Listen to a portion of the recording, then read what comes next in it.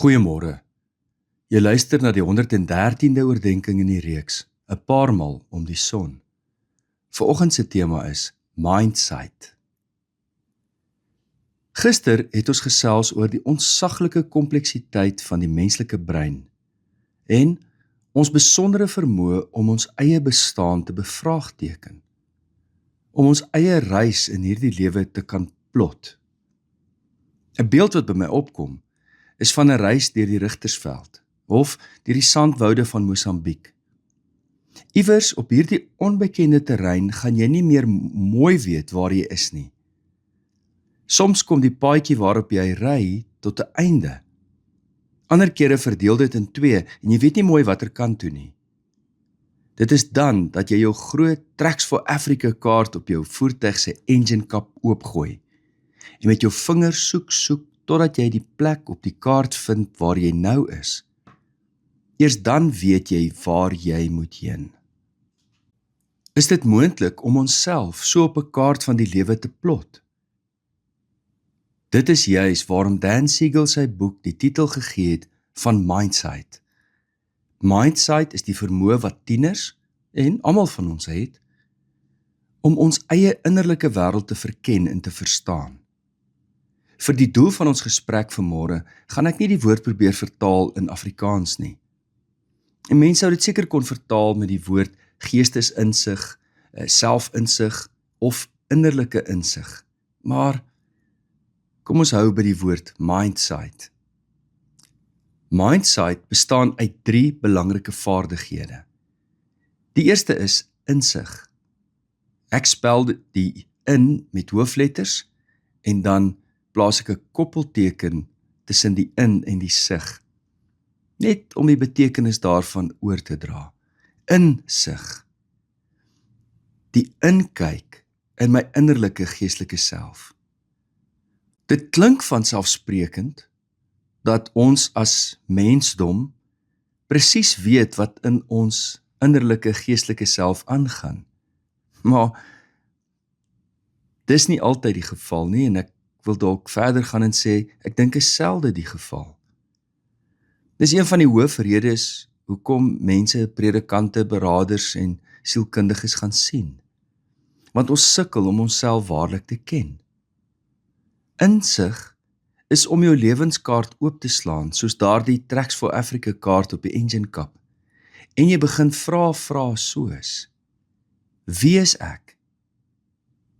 Wat is my doel hier op aarde? En wat's my lewensbestemming? Gaan die pad waarop ek nou is my uitbring by die plek waar ek wil uitkom? Die tweede vaardigheid wat Mindsight ontwikkel is empatie. Die vermoë om die innerlike wêreld van 'n ander persoon te verstaan. Empatie help ons om 'n ander persoon se perspektief in te sien en jou te verbeel hoe dit moet wees om in hulle skoene te staan. Empatie is die sleutel van sosiale intelligensie, die sleutel van emosionele intelligensie, veral hoe ons dit teenoor 'n ander openbaar. In hierdie wêreld van kunsmatige intelligensie, sê die geleerde mense vir ons dat dit een van die belangrikste kwaliteite van enige mens se werk gaan word eendag. Dit was nog altyd, of veronderstel om so te wees, maar ons gaan dit nog meer nodig in die toekoms as ooit voorheen. Empatie laat ander mense wegstap van jou en dink, was dit nou aangenaam? Ek sal weer met hierdie persoon wil gesels. Dis jou vermoë om 'n ander persoon se wêreld te besoek. En dis juist binne hierdie raamwerk dat ons Jesus se woorde onthou. Behandel ander mense soos jy self behandel wil word. Lukas 6 vers 31. Die derde vaardigheid van Mindsight is integrasie. Integrasie is mos die vermoë om verskillende dele tot 'n samehangende geheel te voeg. Dit help ons om die verskillende herinneringe van ons lewe in 'n geheel saam te voeg. Ons verlede, ons hede en ons toekoms word deel van dieselfde verhaal. Ons verweef, wat ook al met ons hier op aarde op ons lewenspad gebeur in ons reise om die son, sodat dit alles deel word van die storie van ons lewe. Integrasie.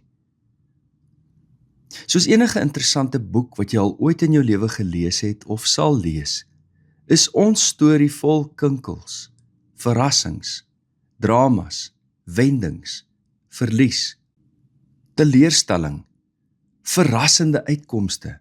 En natuurlik is dit 'n storie van geloof, hoop en liefde. Niemand lees 'n boek wat so gaan nie. En toe is hulle gebore en dit het goed gegaan. En dit het goed gegaan, en dit het goed gegaan, en dit het baie goed gegaan, en hulle was voorspoedig, en dit het goed gegaan nie. Niemand lees so 'n boek nie. Ons lees 'n boek wat al hierdie fasette bevat, en heel dikwels eers aan die einde kom alles byeen. Eers aan die einde kan jy dit integreer en sien. My aarde, wat 'n ongelooflike verhaal. Maar, ons is nie die lesers van ons eie storie nie. Ons moet die vermoë ontwikkel om sin te maak van ons lewe, om al hierdie dinge te integreer met elke paragraaf wat ons aan ons lewensboek skryf. Want, saam met die Gees van God, is ons die skrywers van ons eie lewensverhaal. Integrasie help ons ook verder om ons liggaam, ons brein en ons gees te integreer. Om alles saam te koördineer, sodat ons 'n liggaamlike en innerlike balans het. Ook hier sal 'n mens dink, wel, dis seker vanselfsprekend, maar is dit? Kry ons dit reg, dat ons brein en ons liggaam en ons gees geïntegreerd is? Luister ons na ons liggame? Rus ons as ons moeg is? Eet ons gesond? Oefen ons genoeg? Drink ons genoeg water?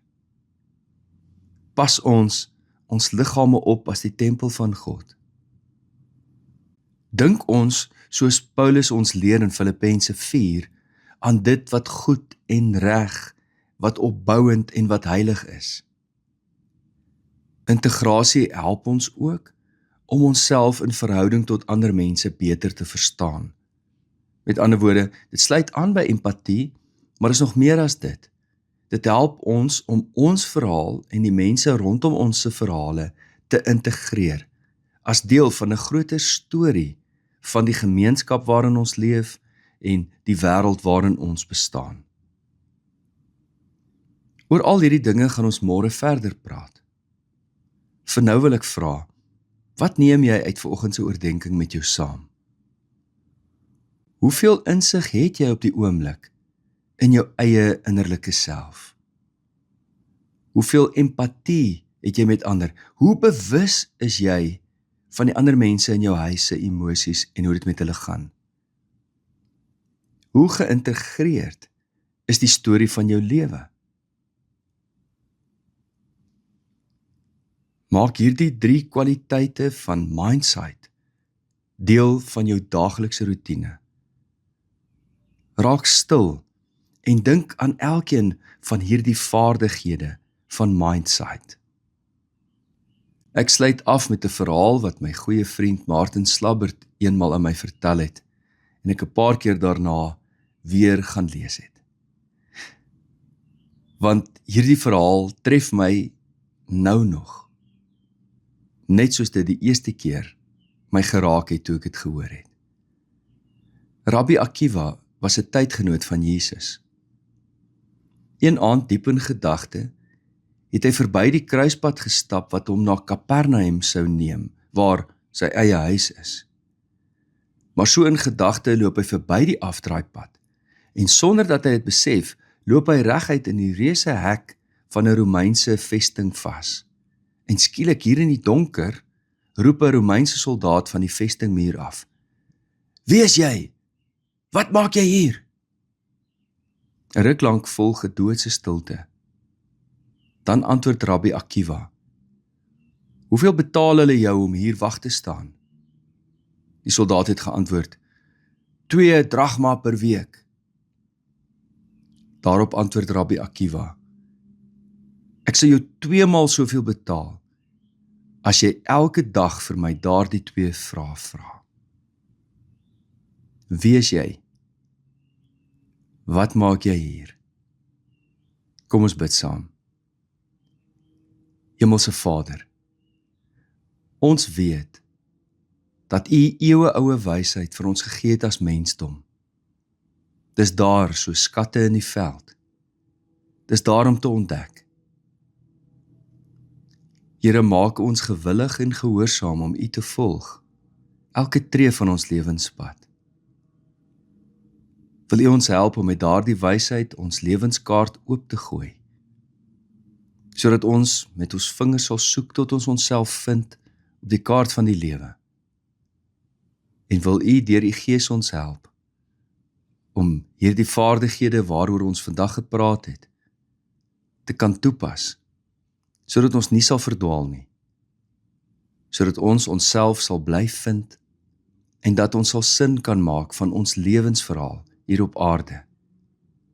Dankie vir die voorreg om te mag leef in hierdie reise om die son. Dankie vir U liefde, vir U genade en die hoop wat U in ons harte geplaas het. In Jesus naam bid ons dit. Amen. Liefde en 'n geseënde dag verder.